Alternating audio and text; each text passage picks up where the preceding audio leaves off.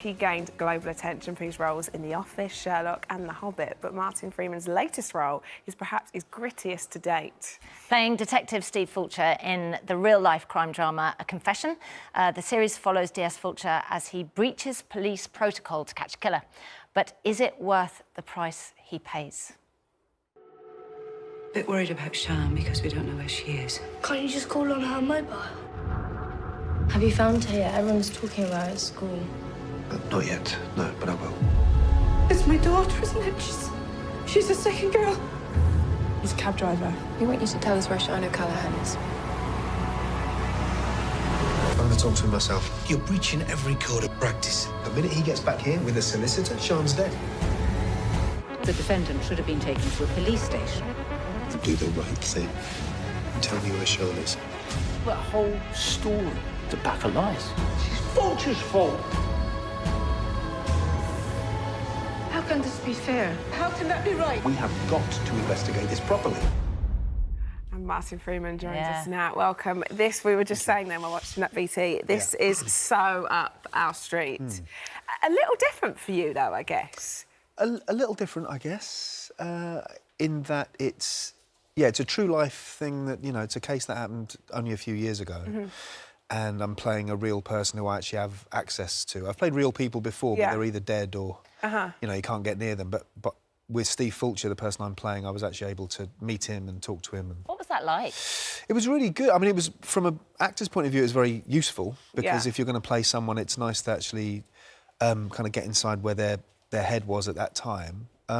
Did you actually do that? Would you call him or I would text him, like, I'm doing this scene today? Yeah, I would do exactly that. Occasionally, like on the way to work or at work, I would send him a quick text and say, you know, just to get an idea of how he was feeling at this particular point. You know, in this meeting with these people who were about to, you know, haul you over the coals, how were you feeling there, or how were you feeling? Were you feeling scared or excited? And just to. And again, it's not going to change the script, because the script is a script, but it gives you just a little bit more insight into what a person's feeling. Nice for him as well, that you're kind of involving him in that process. I hope so. I hope so. You know, he's been through it a bit as Steve. You know, so I hope that he. I hope he's vaguely happy with what we've done. Yeah. The way that you're telling his story. I guess. I hope so. Yeah. I mean, you know, obviously the primary tragedy in this is the death of two young women. You know, that's the primary one.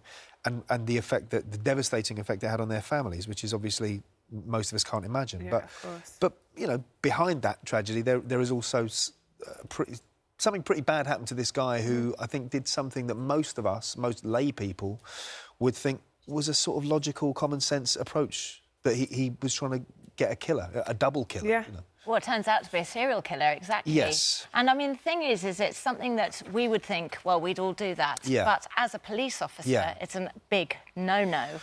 Yes, as he sort of, well, as he found out, I think as far as crossing every T and dotting every I was concerned, the way that Steve acted on the day that he got two confessions from the serial killer, Christopher Halliwell, he thought he was sailing close to the wind, but just inside the rule of law.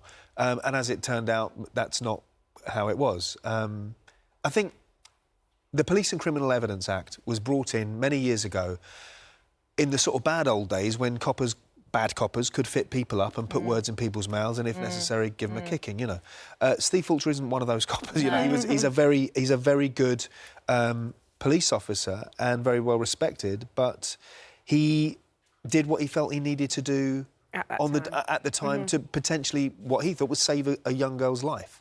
Could I just ask you about acting with Imelda and Siobhan? Because all of you talking about kind of natural acting. Yeah. What's that like, being opposite two women who are just so great? It must be quite a relief, or easy in a way. It's easy, Makes your job easier. Yeah, it is easier, yeah. I think that if you take the approach that you're going to do as little acting as possible, acting with a capital A, it's much easier to react, you know. And so when you've got very, very good actors like Imelda and Siobhan who are doing what they're doing, you know, you are reacting to each other. You know, I wasn't having to go into scenes with them and rev myself up and make myself emotional, because what they're doing to you makes you emotional. But you can have that kind of no-acting approach because you're just feeling the moment, Totally. I guess. Well, I think everything should have a no-acting approach, you know, but certainly I remember with Paul Andrew Williams, the director, I met up with him before we started shooting, and And we talked about that, you know, because I've worked with Paul before, and the way he described how he wanted to shoot this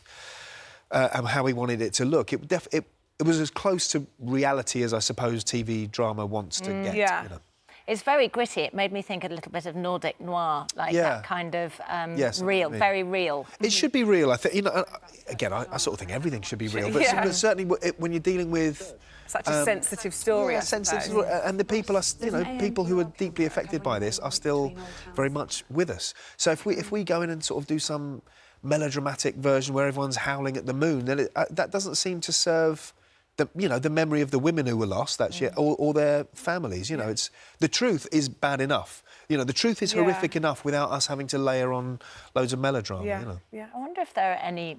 I mean, and this sounds terrible, but if there are any more victims, if he was a serial killer, those are the two. Well, Steve certainly felt that it was highly possible that there were more. You know, but between the two deaths that we see here, between Becky and Sian's deaths, was 2003 and 2011. Steve certainly feels it's highly likely that there would have been some more in between, and the killer himself, Christopher Halliwell, was heard alluding to that himself. You know, he was overheard alluding to that. Yeah. Well, and when's it on?